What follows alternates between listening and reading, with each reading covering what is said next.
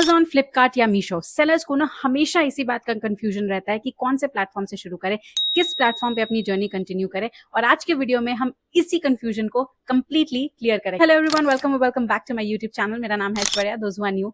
हाय, मैं हूँ एक स्मॉल ज्वेलरी बिजनेस ओनर और मैं यहाँ बात करती हूँ कि कैसे आप भी अपना ई-कॉमर्स प्लेटफॉर्म शुरू कर सकते हैं।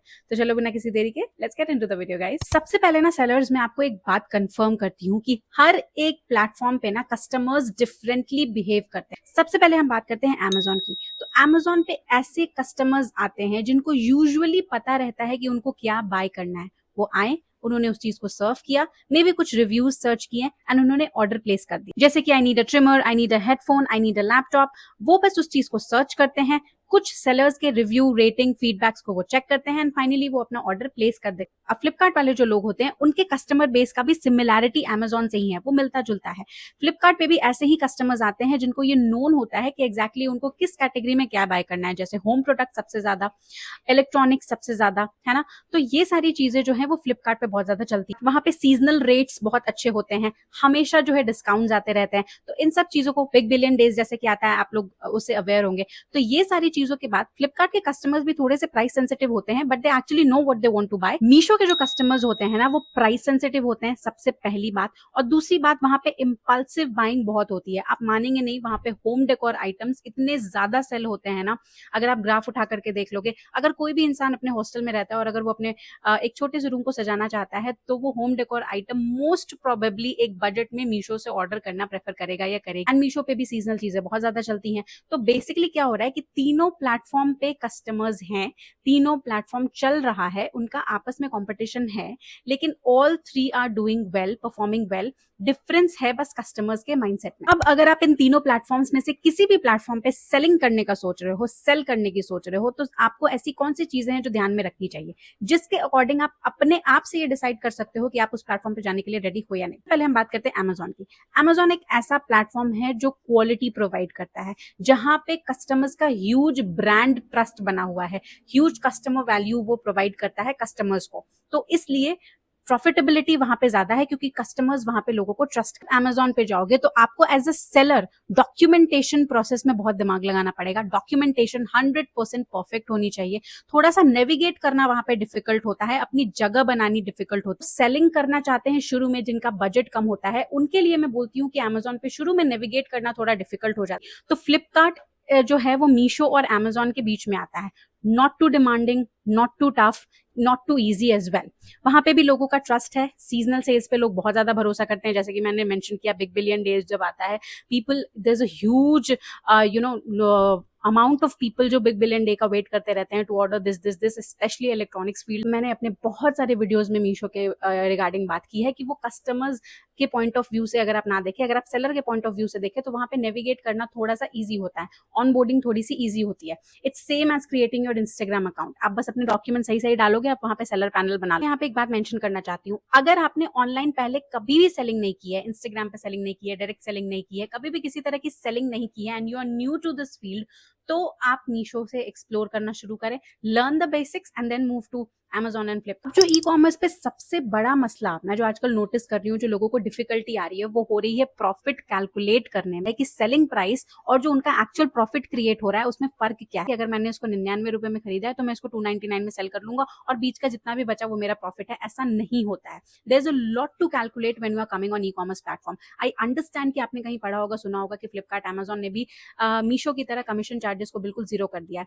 बट अगेन आपको देखना है कि वो प्लेटफॉर्म किस तरीके के सेलिंग प्राइसेस को ऑफर कर रही है। मैं आपको एक एग्जांपल से समझाती हूँ। अगर मैं एक झुमका सेल कर रही हूँ, एक ऑक्सीडाइज झुमका सेल कर रही हूँ, जिसको मैंने 15 रुपीज में खरीदा है, वो मेरा कॉस्ट प्राइस है, ठीक है। अब अगर मुझे मीशो पे इसका प्राइस कैलकुलेट करना रहेगा, तो मैं कौन कौन से कंपोनेंट्स लूंगी। मैं पैकेजिंग लूंगी, शिपिंग फी लूंगी, रिटर्न कॉस्ट कैलकुलेट कर लूंगी, जीएसटी कैलकुलेट कर लूंगी। उसके अलावा कुछ मिसलेनियस स्टफ है जो मुझे अगर फ्यूचर में कोई कमीशन देना है, कोई डिस्काउंट देना है, तो मैं वो सब कैलकुलेट कर लूंगी एंड एक सेलिंग प्राइस क्यूरेट करूंगी। अनलाइक अगर मुझे मीशो से, अगर मुझे फ्लिपकार्ट और अमेजोन पे वही 15 रुपए के झुमके को सेल करना है, तो मुझे पहले देखना पड़ेगा कि वहां पे कौन कौन से ऐसे कंपोनेंट्स हैं जो अलग हैं, जैसे कि मिसलेनियस चार्ज है, प्लेटफॉर्म फी है है ना, क्लोजिंग फी है, बहुत सारी ऐसी चीज होती है जो अमेजोन और फ्लिपकार्ट पे सिमिलर है और वो मीशो से अलग है। तो आपको देखना पड़ेगा कि मैं जिस प्लेटफॉर्म पे स्पेसिफिकली जा रही हूँ वहां का चार्ट, जो प्रॉफिट चार्ट है या फिर जो कमीशन के चार्ट्स हैं, वो क्या बता रहे हैं, कितना डिडक्ट होता है प्राइस में, उसको मुझे अपने प्रोडक्ट में जोड़ के चलना पड़ेगा। कैसा सब टॉपिक जिसके बारे में सब कोई सुनना चाहता है, रिटर्न्स। तो रिटर्न्स को लेके ना मैं आपको एक ही चीज बोलना चाहूंगी, रिटर्न हर प्लेटफॉर्म पे आता है। या तो आप कोई ऐसा प्रोडक्ट चूज करिए जो नॉन रिटर्नेबल है, जिस पे रिटर्न्स होते ही नहीं है, या तो आप ऐसे सर्विसेज दें या फिर अपने रिटर्न्स को ऐसे हैंडल करें कि आपका या तो लॉस ना हो या फिर रिटर्न ही काम। इसके दो तरीके हैं, या तो जो आपका एवरेज रिटर्न आ रहा है, आप मेरे रिटर्न वाले प्रीवियस वीडियोस जाकर के देख सकते हैं, मैंने बिल्कुल अच्छे से कैलकुलेट करके बताया है कि आप किस तरीके से उसको हर प्रोडक्ट में ऐड कर सकते हैं, कुछ अमाउंट ऐड कर सकते हैं, अपने रिटर्न्स के लॉसेस से बच सकते हैं। फिर भी अगर आपको लगता है कि मेरा प्रोडक्ट रिटर्न नहीं आना चाहिए, तो आपको उस तरीके की निटी-ग्रिटीज को फॉलो करना पड़ेगा। आपको इमेज के साथ वर्क करना पड़ेगा, डिस्क्रिप्शन के साथ वर्क करना पड़ेगा, करेक्ट डायमेंशंस देने पड़ेंगे।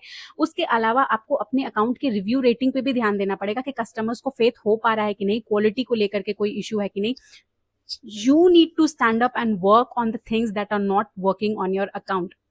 अब जैसे कि मैं बात करती हूँ, लोगों ने बहुत हल्ला मचा करके रखा है, मीशो पे बहुत रिटर्न आता है, मीशो पे बहुत रिटर्न आता है। मैं तीनों प्लेटफॉर्म्स पे सेल करती हूँ एंड ट्रस्ट मी, रिटर्न्स तीनों प्लेटफॉर्म पे आ रहे हैं। मैं बात करूँ कंपटीशन की कि इन तीनों प्लेटफॉर्म्स में से कंपटीशन किस में सबसे ज्यादा है, तो इसको ब्रेक डाउन करके समझिए। Amazon एक ऐसा प्लेटफॉर्म है जो ब्रांड वैल्यू ऑफर करता है, ठीक है, जैसे कि मैंने पहले भी आपको वीडियो में बताया, ब्रांडेड चीजों पे वो ज्यादा फोकस्ड रहता है। ये भी कि अगर आप जेनेरिक में भी सेल कर रहे हो लेकिन आप अपने ब्रांड पे बहुत ज्यादा फोकस हो, जैसे कि अगर मैं कोई भी पैकेजिंग करके दे रही हूँ, मेरे ब्रांड का नाम है ज्वेल्स ऑफ जॉय, तो मैं डब्बा ऐसे करके दे रही हूँ जिसमें ज्वेल्स ऑफ जॉय लिखा हुआ है, मैं लोगो में ज्वेल्स ऑफ जॉय लगा रही हूँ, मैं थैंक यू कार्ड में ज्वेल्स ऑफ जॉय लगा रही हूँ, मैं ब्रांड वैल्यू प्रोवाइड कर रही हूँ जिससे लोगों को पता है कि अच्छा मुझे ये ज्वेल्स ऑफ जॉय से रिसीव। फ्लिपकार्ट जो है वहां पे भी कॉम्पिटिशन है, but it still offers opportunities depending on your category. Electronics जैसे कि मैंने बोला वहां पे बहुत अच्छा परफॉर्म कर। मीशो जो है वहां पे बहुत भीड़ है, लेकिन अगर आप प्राइसिंग के साथ खेलना सीख जाओगे ना, प्राइस वैल्यू प्रोवाइड करोगे कस्टमर्स को, तो वहां पे आपका बहुत अच्छा बेस बन सकता है। आपसे हम अंदाजा लगा सकते हैं कि अगर आपका लो इन्वेस्टमेंट बिजनेस आइडिया है, फिलहाल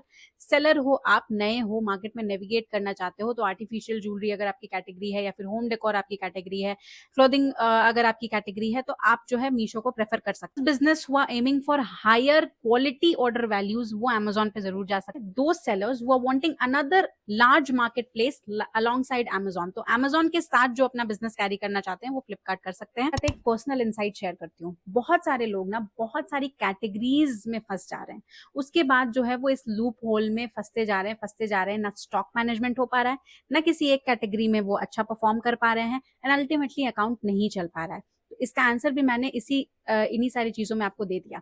आपको 100 कैटेगरीज में नहीं फंसना है, be known for one category. एक बार जब आप अपनी पकड़ बना लोगे, you always have the option to explore, you always have the option to move to next e commerce platform. लेकिन कहीं से शुरू तो करना पड़ेगा, और बेस बनाने के लिए ठहराव बहुत जरूरी है।